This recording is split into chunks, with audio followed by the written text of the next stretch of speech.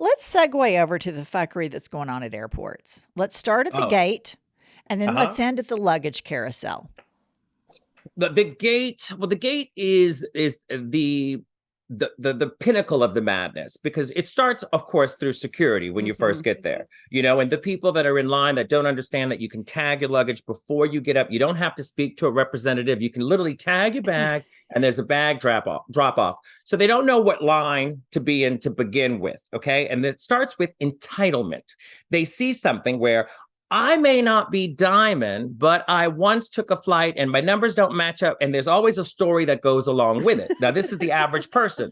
So they will stand in the wrong line for so long, and now they're pissed. Okay. Yep. And then they have to be demoted to another area. Then they get through that. Then we get through security, where you're always behind that slow motherfucker that leaves a piece of paper, a nickel, a belt buckle. Always. Are your pockets empty? No. Yeah, of course. All of a sudden, they got a cock ring. They got a fucking pin in their leg. All of a sudden, they're carrying a gun right before me. I'm just trying to get to the lounge, if I can get in, to enjoy a few snacks that everybody has touched. That's all I'm trying to do. But it's problematic going through the security. All of a sudden, they've got a knee replacement, hip replacement. It's quite maddening. Then you get through the machine. You get through the fuckery. And you're like, okay, this is good. Now I'm going to go to the lounge and relax. Well, then you find out the lounge has reached capacity. You hear that, Delta? Delta's got some fucking issues now. So now you have to stand in line to get into the lounge to share food and space with lots of people. Now, of course, a sense of entitlement. You maybe got 15 minutes to have a glass of wine, a piece of cheese. Then it's to the gate. Now, this is where the madness, this is the height of all the fuckery, because you're this close to getting on the plane. And the problem with everybody is they don't know where to stand, because the airport has not made this convenient. Literally, it's a little stick with a little string that's separating everybody right in front of the gate. No one knows where to stand. Everybody's got luggage, usually too much luggage, because they're too cheap to fucking check the luggage. So it's like 6 bags that they have, and they stand where? Right in the middle of everything. Now, you don't know what lane to go in because the signs are misleading and everybody's clumped up right there. Then they start with, oh, do we have anybody that needs assistance? Now, this is the brilliant part. You see people go on a plane in a wheelchair, but once they land at their destination, all of a sudden it's a miracle they can fucking walk. I don't understand that shit, but it's part of the madness. So you're there, you're waiting to get in. All of a sudden, it's anybody who needs a little special time, anybody with children, anybody who has a disability, yada, yada, yada. Then it's servicemen. Yeah. We get it. Now, this is where it starts, where they go zone 1, business class or first class. And then they're clumped right in the fucking middle. And what happens is you end up standing in that line to get on the plane. And this motherfucker in front of you is not moving. But you don't realize that because you're looking for your ticket, looking for your passport. You've got all your paraphernalia with you. And they are standing there and you're like, excuse me, are you going to go? Oh, no. And they step aside. Then why are you standing in front of the fucking line? Why? Agree. Tell me, have you experienced this? Oh, totally. Yes. Always. There's always somebody, because I'll assume like maybe I'm boarding group 1. So I'm going ahead and I'm getting in maybe I'm 10, 12 people back. So then they call it after they do the military, people with small children, people that with disabilities. You go through the list of all the people that get pre-boarded.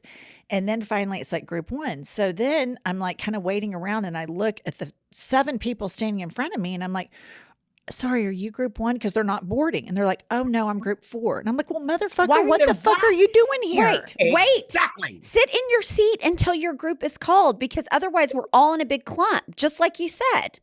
And what is the rush? We're all going to the same fucking place. That's what I always think. And why don't they do what they do in the UK, or it might be Australia? I can't remember where I was, but they board the plane from the back. And it just makes the most fucking sense. Are you in the back? This makes the cheap people very fucking happy because they get on the plane first to sit in their seat, way in the back, and then you just fill accordingly. That actually makes the most sense, because how often have I been in business class getting dirty looks? I mean, I get lots of dirty looks as they pass me to go to their little coach seat. And it's not because I'm a drag queen, but it's actually a gay hate crime. That's what it is.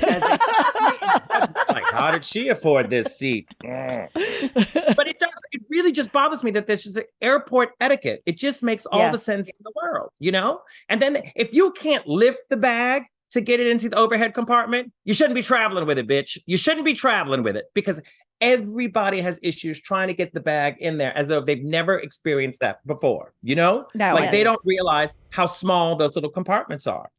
Well, they have the box in the front of the airport. All you have to do is be like, okay, my bag's too small. I'll tell you what happened to me the last time I went through security. It made me so fucking mad. This guy, he had a backpack. And then he had like a man purse, but it was big. It was like kind of a small duffel. And then he had a computer bag. And I was pissed. I was like, motherfucker, you've got 3 bags. You've got a backpack, a duffel, and a man or like a computer bag. I've got my purse. That's it. So I think men get away with murder on these flights because they do the where were you traveling to? Where were you traveling to? I think I was going to New York City. Oh my God, that was me. That was me. About that shit. Imagine you saying, how many bags? Fuck you. And then we met today. Let me tell you what drives me crazy. Once you get through you send your stuff on the conveyor belt to get x-rayed. And then you've got somebody that's hogging right at the exit as the stuff gets out. And they're putting their shoes on there and everything's piling up instead of taking their bin, carrying it down to the end, getting their shit and putting it on so that it can keep going through. Security would not be that big of a deal without the fucking morons. The morons ruin it for all of us. Yeah. Completely. And the other thing that gets me is pick up your tray and put it back in the little tray. Yes. Clean up after yourself. Yeah, exactly. Now, I must say, though, that internationally, it is tricky because sometimes when you go to the airport, they're like, shoes can stay on depending on the machine. Sometimes you can leave everything in the bag. Sometimes you could take everything. Sometimes you have to take everything out. Sometimes you have to take the shoes off. It really depends on where you are. So I often ask the person who's standing there miserable, hating their lives. I say, are we good? Can everything stay in the bag or can it not? Yeah. And they're like, okay, no, take everything out or whatever. So I do ask the protocol depending on where I am. I know at New York and LAX, you have to take everything out, which is a lot of work. Yeah. I hate the people that like put their shoes on at the end of the conveyor belt and they put their belt on at the end of the conveyor belt. I'm like, bitch, just move. There's like seats everywhere for you to do this. But instead, everyone's waiting on your fat ass. That's it. Keep moving.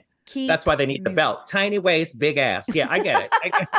So let's then graduate. We've gotten off the plane. And for the people that checked a bag, you make your way down to the luggage carousel. And let's talk about the fuckery that's going on at the goddamn carousels. Oh, it is the slowest. It's like Animal Planet. You know, it's like sit back. We've come this far. Now we've gotten to our destination now. Hopefully our final destination. If you have baggage claim, usually it is. You're going to be there for a hot minute.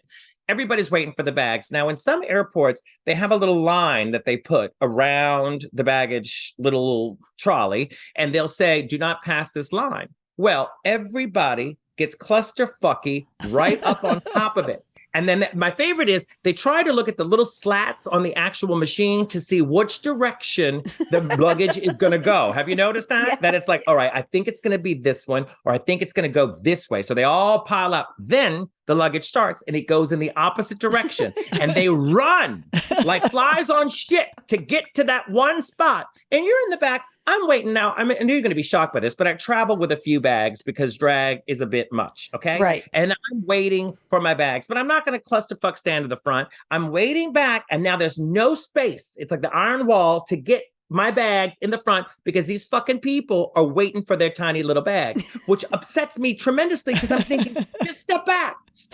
You see it, then go grab it, then step back out of line. It's a simple fucking procedure. And the other thing that sets me off too is when I go to the airport, I might have 4 bags, 2 bags for drag, my boy bag, as we call it. And then we might have merchandise or some other shit. And people look at me like I'm insane because I'm traveling with luggage. Woo, that's a lot of luggage. Woo, I'm at the fucking airport.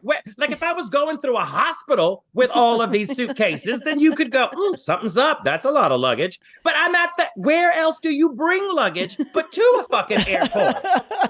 You know what I mean? Woo, no, must be going far. Woo, are you moving? Mind your fucking fucking business. I agree. The people that narrate what you're doing, Yes. these voluntary narrators put a sock in it. I've had it with that. It's like, remember when like distressed jeans were in? It was like every single time I wore a pair, somebody would go, huh, looks like you got some holes in your jeans. Yes. Like, no shit, you dumb fuck.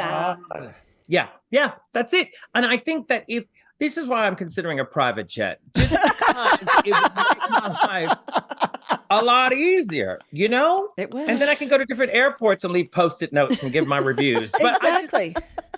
I just find it bothersome. And there's something about the energy at the airport. You know, no one seems calm and collective. Everybody just brings all this angst and problematic behavior into this tiny little area. You know, even the staff hates you. You know, Totally. and I sympathize with the people that work there because I can only imagine the fuckery that they deal with. You know, everybody that works a desk, I sympathize. Security, not so much. But everybody there at the desk, I do sympathize because I can only imagine the shit they hear on a daily basis. I mean, the few things I hear just standing behind them is insanity. You know, it's always a story about their ticket and where they need to go and what they need to do and what can they get for it.